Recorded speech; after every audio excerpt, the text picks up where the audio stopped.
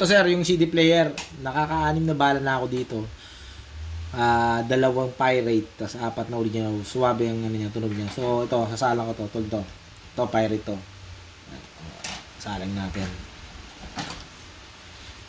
Tsaka ang ganda ng tunog niya. Oh, basa kagad to, play. Ang audio output niya, may digital out siya. Tapos may fix. Tsaka variable. So, nakakabit ako sa variable. So, mayroon siyang control dito kapag variable. Mayroon siyang volume control dito kapag variable. Ayan, o. Oh. Next. Tapos meron siyang ano dito yung medyo depende sa gusto mong tunog. Kung natin yan, AFPC.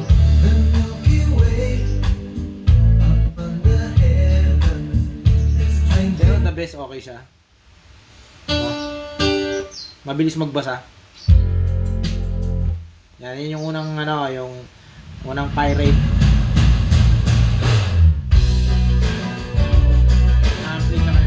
Makinis pa siya.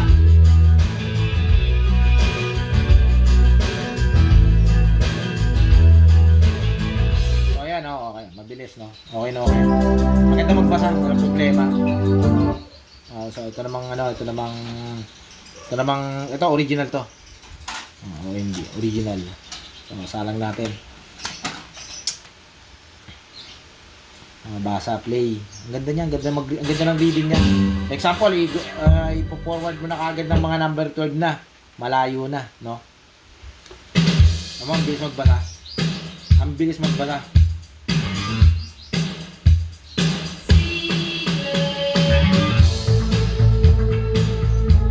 Next. Ayan. Ang bilis magbasa.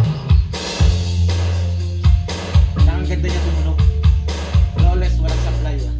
Meron ako dito yung talagang pirate na umaga sa mga ibang silipler talagang hindi na binabasa dahil sobrang gas-gas na niya. So hindi ko sana testing nga kasi siyempre sobrang gas-gas na itong CD na to pero testing nga natin kasi nga para masubukan natin kung talaga bang itong pirate na to Aegis na to, butas na nga yan medyo may tama na, may butas na pero testing nga natin kung babasahin pa niya.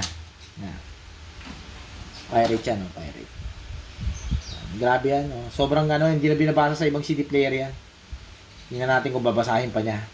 Medyo matagal siya, pero binasa niya, kita mo, binasa niya. Play. Binasa pa rin niya. Grabe, sobrang gas-gas na nitong CD player, 4. Pero hindi ko kasi pinapatugtog ko, pangit kasi ng kante. Aegis. Okay. Maganda naman, pero hindi kasi ako mahilig sa Aegis.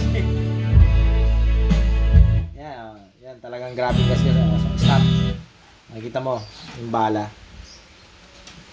Grabe na yung gas-gas. Ayan, nakita mo. Tsaka, pirate na pirate. Okay, sino ano?